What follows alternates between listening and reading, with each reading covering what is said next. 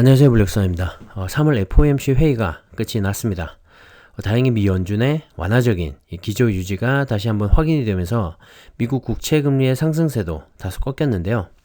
자, 그리고 미국의 3대 지수 모두 상승 마감을 했죠. 특히 다우 지수는 33,000선을 돌파하면서 사상 최고치를 갈아치웠습니다. 자, 그 여파로 인해서 우리나라 증시에도 오랜만에 훈풍이 불었는데요.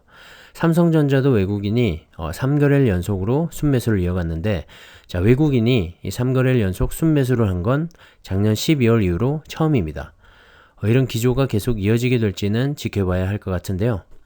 자, 제 생각엔 당분간은 이런 상승 흐름이 이어질 것 같습니다. 최근 미국 국채 금리의 상승으로 인해서 이 FOMC 회의 결과에서 조기 금리 인상이 시사되지 않을까 하는 경계감이 있었는데요. 그로 인해서 10년 만기 국채 금리가 1.68%까지나 올랐다가, 자, 회의 결과 발표 이후로 하락 전환해서 1.64%로 마감을 했습니다. 자, 큰 이벤트 하나를 넘어섰는데요.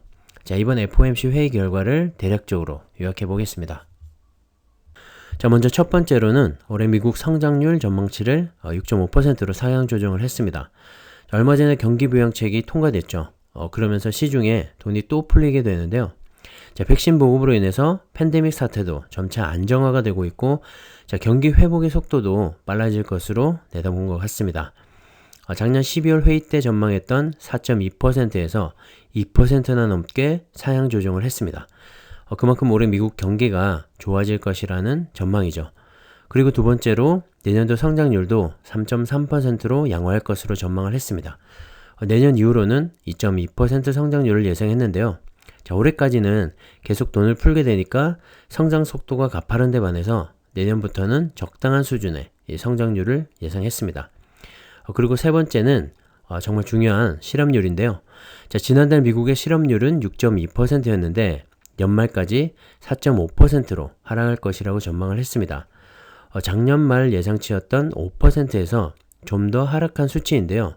자, 경기 회복에 따른 고용 증가로 인해서 실업률이 양호해질 거라는 분석인 것 같습니다.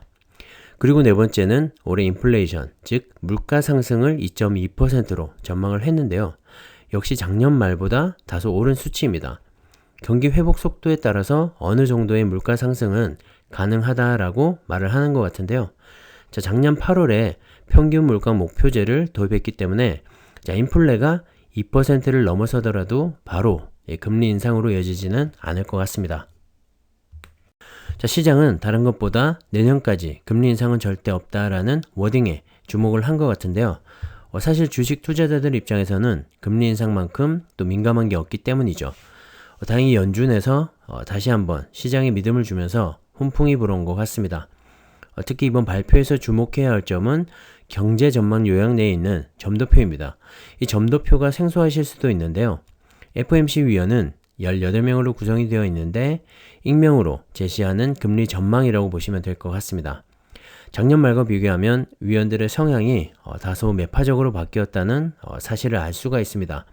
양적 완화를 선호하는 이 비둘기파에서 통화 긴축을 선호하는 매파적으로 바뀐 것인데요. 작년 12월 회의에서는 전체 18명 중 1명만이 내년에 금리 인상이 가능할 것이라고 내다봤는데, 이번에는 불과 3개월 만에 4명으로 늘어났습니다. 2023년 금리 인상을 점쳤던 위원도 5명에서 7명으로 바뀌었고, 지금과 같은 경기 회복과 인플레이션의 속도라면 내년에는 제로금리 기조를 바꿔야 한다고 생각하는 FOMC 위원들이 그만큼 늘어났다는 말입니다. 파월 의장 역시 이런 결과를 의식했는지 FOMC의 공식 전망이 아닌 위원들의 견해를 비교하기 위한 보충 자료일 뿐이라고 일축을 했습니다. 그러면서 정책 변화, 즉 긴축 정책과 금리 인상이 되겠죠. 그런 정책 변화는 고용과 인플레이션 상황이 우리 기준에 부합할 때 비로소 가능하다고 말을 했습니다. 자, 페드가 생각하는 최대 고용은 작년 2월 실업률인 3.5%를 살짝 웃도는 수준이고, 적정 인플레이션은 2% 안팎입니다. 그러면서 경제가 상당한 추가 진전을 이루기까지는 시간이 걸릴 것이라고 했는데요. 자, 간단하게 말하면 올해는 금리 인상을 안 할 테니 걱정하지 마라. 그리고 국채는 계속 매입을 해서 돈을 풀겠다. 자, 이 정도로 요약해 볼 수가 있을 것 같습니다. 자, 삼성전자를 비롯한 증시 전반적으로 조정을 받았는데요. 자, 이번을 계기로 다시 한번 상승 추세를 이어갈지 지켜봐야겠습니다. 제 생각엔 상승 탄력을 받고 갈 것 같은데요. 하지만 이번에 경제 전망과 점도표가 3개월 만에 크게 바뀌었다는 점은 유의 깊게 생각해 봐야 될 것 같습니다. 페드의 예상과 달리 더 빠르게 경제와 시장 상황이 바뀌게 된다면 페드의 현재 기조가 또 어떻게 바뀌게 될지 모르기 때문이죠. 자, 미국발 훈풍이 한국 증시에 봄날처럼 따뜻한 바람으로 계속 이어질지 기대가 되는데요. 자, 원달러 환율입니다. 1월 초에 저점을 찍고 반등을 하면서 계속 상승하는 추세였습니다. 자, 환율이 오르면 외국인의 자금이 빠져나가서 한국 증시에는 악영향을 미치죠. 그런 환율이 지난주에 1142원을 찍고 다시 하락세로 전환을 하고 있는 모습입니다. 다시 원화 강세로 돌아서고 있는 건데요. 자, 외국인들 입장에서도 한국 시장이 다시 한번 매력적으로 보일 수 있습니다. 자, 환차익까지 생각하고 매수세로 전환할 가능성이 크기 때문인데요. 자, 특히 삼성전자는 외국인의 입장에서 상당히 매력적일 겁니다. 거의 모든 주식이 큰 폭으로 올랐기 때문에 이제는 실적을 겸비한 가치주를 선택할 가능성이 높기 때문이죠. 거품이 빠지고 진짜 실력을 갖춘 주식을 선택하는 것입니다. 자, 우리나라 주식 중에 그런 조건을 갖춘 주식이 바로 삼성전자 아닐까요? 자, 그래서 저는 지금이 삼성전자가 가장 저렴한 순간이라고 생각을 합니다. 최근 차량용 반도체가 부족해서 심각한 상황이죠.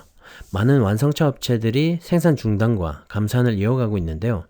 삼성전자는 차량용 반도체 사업 조직을 정비했습니다. 차량용 반도체 사업을 담당하던 부서인 부품 플랫폼 사업팀을 해체했는데요. 차량용 반도체 사업에 삼성전자의 전략적인 변화가 생긴 것 같습니다. 차량용 반도체가 현재 극심하게 부족하고 미래 성장성까지 갖춘 시장이라고는 하지만 삼성전자 입장에서 보면 그리 매력적인 시장이 아닐 수도 있습니다. 왜냐하면 이 자동차 한 대에는 전력 반도체와 마이크로 컨트롤러 유닛, MCU라고 하죠. 이런 반도체 200~300개가 탑재가 됩니다. NXP 반도체와 인피니언, ST 마이크로 등이 주요 공급업체인데 앞으로 전기차와 자율주행차의 확대로 인해서 차량용 반도체는 고성장이 예상이 되지만 이 전력 반도체와 MCU 등과 같은 아날로그 반도체 시장은 규모가 그리 크지 않습니다. 자, NXP 반도체와 인피니언, ST 마이크로의 연간 매출액은 약 3~4조 정도이고 영업이익률 또한 4에서 14%로 높지가 않습니다. 지난해 삼성전자가 반도체 사업으로만 벌어들인 돈은 72조 원 정도이고 영업이익률 또한 20% 이상입니다. 지난 2018년도에 반도체 슈퍼사이클 당시는 50%가 넘는 영업이익률을 기록하기도 했죠.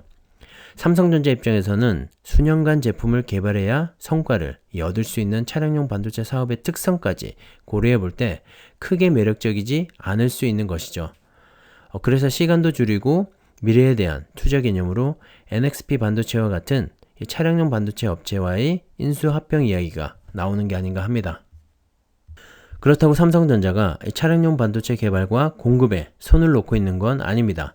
오히려 더 큰 시장과 미래 성장성의 먹거리를 찾고 개발을 하고 있는 것 같은데요. 삼성의 자회사죠. 자동차 전장 기업인 하만의 인수로 차량용 인포테인먼트 사업을 확대하고 있습니다. 그리고 거기에 들어가는 차량용 AP 개발과 공급도 병행을 하고 있는데요. 한마디로 말해서 돈이 되는 고부가 가치 차량용 반도체 사업을 구상하고 있는 것이죠. 특히 자율주행차 칩 개발에도 집중을 하고 있는데요. 최근에 테슬라와 구글 웨이모에 자율주행차 칩을 개발하고 제조하면서 고성능 컴퓨팅급 연산이 필요한 하이엔드 프로세서 개발에 힘을 쏟고 있습니다. 삼성전자는 우리나라 최고의 두뇌들이 모여있죠. 어련히 알아서 잘 할 거라고 생각을 합니다. 돈이 되고 미래 성장성이 큰 사업을 발굴하고 키워나가는 건 이 삼성이 정말 잘하는 일이기 때문입니다. 우리는 그런 삼성전자를 응원하고 지켜보면 될 것 같습니다. 물론 삼성전자의 주식도 모아가면서 말이죠. 자, 오늘은 여기까지 하겠습니다. 감사합니다.